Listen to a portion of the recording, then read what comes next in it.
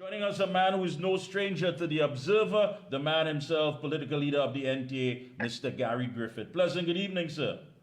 Good evening to you and to your many listeners. Yeah, your name just keeps coming up every time the Minister of National Security stands up in Parliament. At some given point, your name comes up. He made it quite clear that over 50 legally issued guns were either lost, missing, or stolen. Now, these reported firearms were all issued before 2018. So why not are we hearing anything about 2018 to 2021? I'll tell you why. This Senator Paul Richards, it seemed like this was a tag team. So you're an independent senator. So Paul Richards, shame on you. You had nothing else to do but to ask a barrage of questions. It seemed like it was a choreographed interview between Paul Richards and Fitzgerald Hinds. It reminded me so much of the conversations with the Prime Minister when we recall that the Prime Minister had padded questions, and as soon as he asked the question, he just went on his phone and started reading out the answers. So, Paul Richards, shame on you that you could have, with 100%, almost 100% of all the murders committed by firearm in the last few years, by illegal firearm, sorry, you did not see it fit to ask Fitzgerald Hinds, what are you doing about the borders? What is the situation to prevent illegal weapons? How many illegal weapons have been seized? You decide to spend all your time, yet again, it was like if you had a PNM party card in your back pocket, Pablo Richards, asking a set of questions that made no sense. So the question he asked, which is what Hinds wanted to answer in a choreographed manner that fell flat, was Paul Richards having the audacity to ask about how many legal firearms have been lost or stolen or misplaced.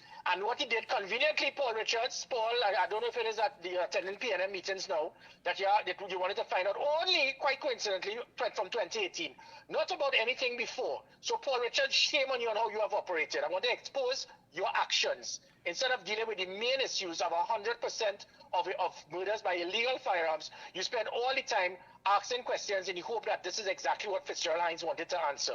So let me... And Gary, it gives that impression that, the government seems to be more, use the word obsessed with all of this illegal firearms talk, when in fact it gives the impression that they're on the sides of the criminals. I mean, we want to know, what are you doing about the illegal firearms? We want to know how many are out there. That is the point. So Paul Richards sounded more like a PNM senator than anything else today, because all he wanted to do is to ask the same road march that the PNM have tried for 4 years. The audacity of Fitzgerald Hinds, you are pathetic. That after 4 years, you had Stanley Jokey John, a retired judge who had absolutely no training, qualification, or experience in investigations. You hire him to be a detective, so all of a sudden he's like James Bond. He goes in there, makes a fool of himself by stating it was a massive, well-oiled criminal industry. And Hinds has the audacity to keep quoting this joker. And after 4 years, not one person charged, not one person arrested, not one person, the only person held was a firearm dealer in Barbados that only a senior minister could have given approval for the police to have broken that law. And I assure you, as soon as the government change, are going to expose that, and that minister should be charged. So Hinds decided to say 56. So let me clarify that to the public. No firearm that was issued under my watch was lost, stolen, or used for a crime. So that Paul Richards decided to ask about, that involved commissioners before me, which obviously, if it is that they had a bad system for issuing firearms, giving it to the wrong persons, that is their problem. That is what they did. So even though I issued more, my process was so stringent, I ensured that the right persons received it. And furthermore, out of that 56, at least 1/4, I think, would have been for law enforcement officials misplacing or losing it. And then out of that 40 odd, I think the majority would have been law enforcement officials who had FULs or security officers who have FUECs. So and then the few that would have been lost by civilians would have been somebody on, when it is that 3 or 4 men come with an automatic rifle and you have a sidearm. What are you to do? So the audacity of Paul Richards and Hinds tag teaming like if it was WWF to try to fool the country into believing, wow, 56 weapons were lost since 2018. None were lost under those that I issued. And then Hinds came with the audacity again now to attack firearm dealers, to say that there must be a stringent process. There wasn't one before. And he continues to state about a certain dealer where he didn't have the documents required. Why don't you call the name? Stop being a coward. You keep mentioning the fact as if it is that a firearm dealer did not receive this dealership and he should not have. Well, then call his name. Call the name and say exactly what was missing. And possibly charge him if it is he did anything wrong. But that is what the PNM do, lie and mislead the country. Because basically they're saying that this country's commissioner of police between the period of 2018 to 2020 granted 11 firearm dealers permission to operate.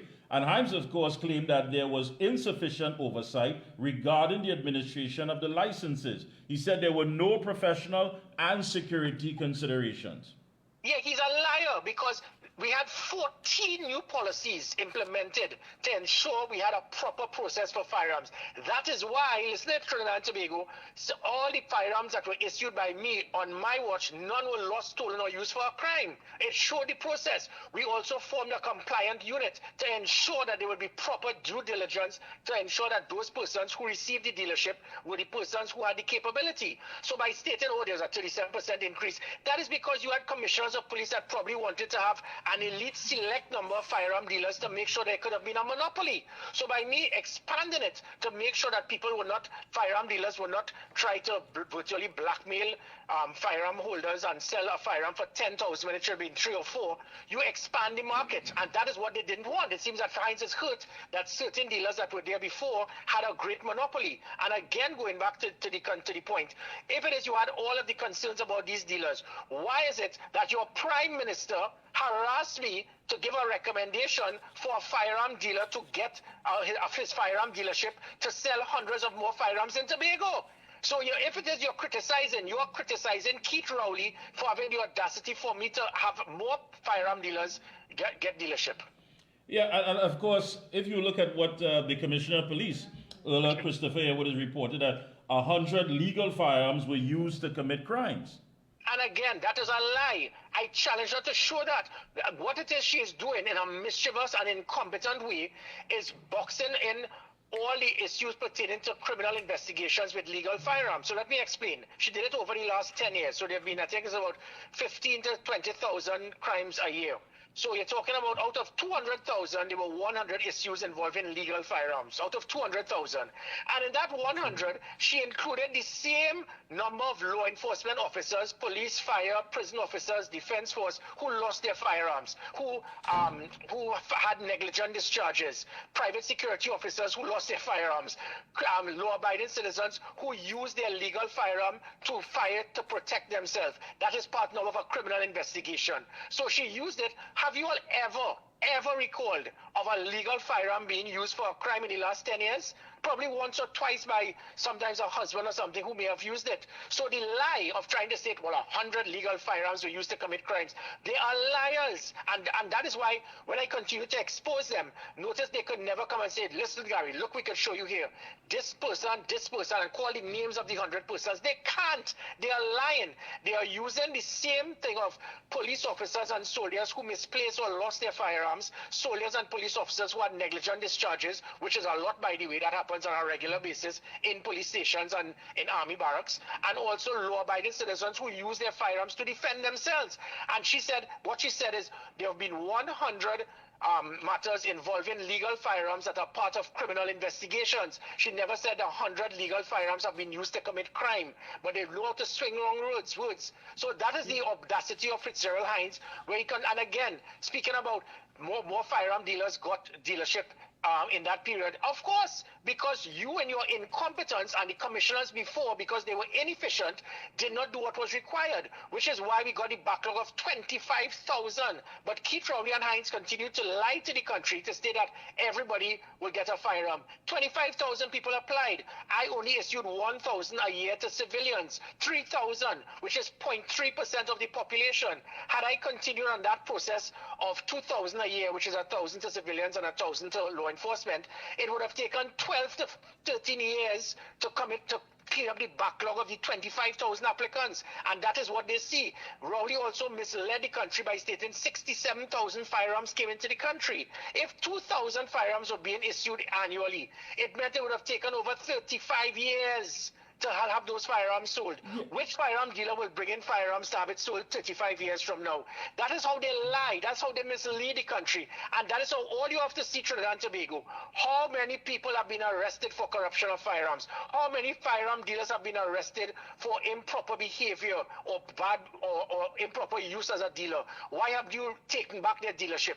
Because you know you can't do that. The court is the one thing that the PNM has not been able to control. Yeah, but Gary, as it stands now, the murder toll is 186 for the year. Why does this government have a problem with people having at least a fighting chance against these criminal elements?